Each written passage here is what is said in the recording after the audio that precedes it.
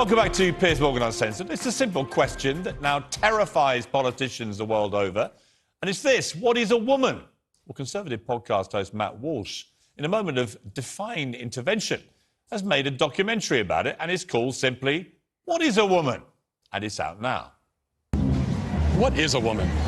Can you tell me that? Well, you're at the Women's March. You must have some idea. Please, if one person could tell me what a woman is. You are not here for women. We ask you to leave. What is that? A woman is not anything in particular. There is not one particular thing. It could be many things to many people. Some women have penises, right? Some men have vaginas. I like scented candles, and I've watched Sex and the City. Yeah. How do I know if I'm a woman? That's a great question. You're not a scientist. You're not a gender studies major. No. How do you know that you're a man? I guess because I got a dick. Can a man become a woman? I'm not a woman, so I can't really answer that. Women only know what women are. Are you a cat? No. Can you tell me what a cat is? You want to tell us what a woman is?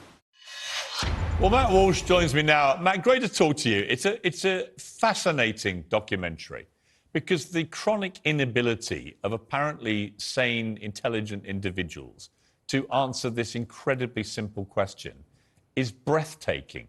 And, you know, we're seeing it all over the world now, senior politicians everywhere. And we saw it with Ketanji Brown Jackson. This is a woman who's now a Supreme Court justice. This is what she said when she was asked about this in her confirmation hearing.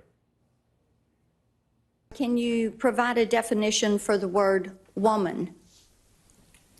Can I provide a definition? No. Yeah. I can't. You can't? Not in Okay. this context. So you I'm not a believe the meaning biologist. of- I mean, Matt, when you heard that, when you heard a Supreme Court justice nominee saying, I can't say what a woman is, even though she is one, because she's not a biologist, what did you think? Well, first I thought this is great timing because we were going to announce our film that week, and then that moment happened, and it was kind of divine providence, I think, as you pointed out. There's two different things going on here. You've got people who can't answer the question, who are actually confused about it, and that's quite terrifying that people are confused about something as simple as this.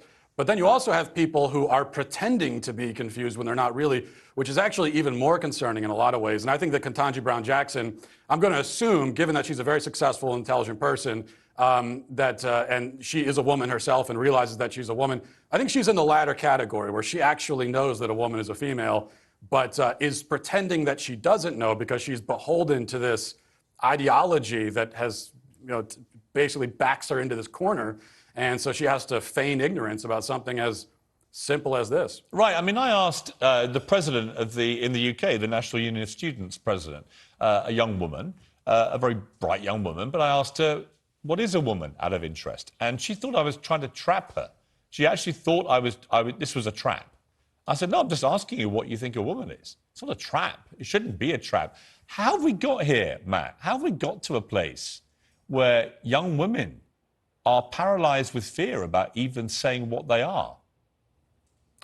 This is gender ideology. I mean, that's what this is. And, you could kind of, if you want to trace it back, you could kind of decide how far back you want to go. There are certain landmark moments you can point to in history. Now, I think for a lot of people, it feels like everyone knew what a woman was, and a man was a man and a woman was a woman up until about 8 years ago, and then everyone lost their minds. But it actually traces back farther than that. In the film, we go back and we trace it back to guys like John Money and Alfred Kinsey, sexologists and psychoanalysts in the mid-20th century who came up with what we know today as sort of the early iteration of modern-day gender ideology. And I think they got it into the institutions, especially higher, academia, those kinds of institutions. And then from there, it sort of filtered down to the general public. Maybe about 8 years ago is when it sort of exploded onto the mainstream scene and took over at least the Western world after that point, I think. And where it's got, I think, really dangerous and insidious, actually, to society is particularly in issues like sport, where you see trans athletes now dominating in women's sport. We had an example of this at the weekend where a biological male skateboarder who was 32, I think, or something, this person decided to compete as a woman, has now transitioned to be a woman, in this skateboarding competition in New York against girls as young as 12 and destroyed the field and won. This is what the trans athlete said afterwards. I find that funny because that's like what I'm getting beat up about the most is like, you're beating little kids and little girls. And I'm just like, I didn't intend to do that. Like, this was the first competition that I've been to that I actually wanted to win. The skill level's, again, really determined by your determination, your tenacity to just like put yourself on top and through these obstacles. It has nothing to do with your age. Do you think that you have a physical advantage? I'm like, look at me, I'm not like buff or anything, you know? I don't think skateboarding has anything to do with physicality. I mean, actually, Ricci Tres there is 29 or 32, but the competition, the girl who came second was 12. The kind of level of delusion there, that there was no physical advantage from being a biological male, that's where we've got to. They genuinely believe there's nothing wrong with this, but it's clearly, to me, transparently unfair. Right. Well, we also live in a world where now you can't say pregnant woman, you say pregnant people because supposedly men get pregnant. This is the ultimate. This is the emperor has no clothes, and almost everybody. You look at that, and if you're asked, does it make sense to have a 29-year-old father of 3 competing in the women's competition against 13-year-old girls?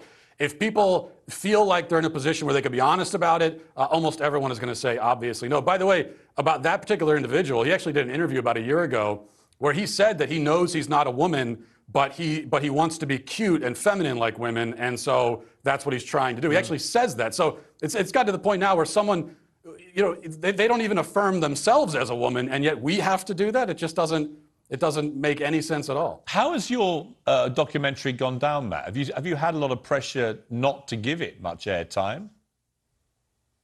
Yeah, well, it's been interesting. So it's, you know, we've fortunately been able to get outside of kind of the conservative podcast bubble and reach a mainstream audience, which is what we wanted to do. And the reception in that kind of general audience has been really overwhelmingly good, and people are happy this film is out there.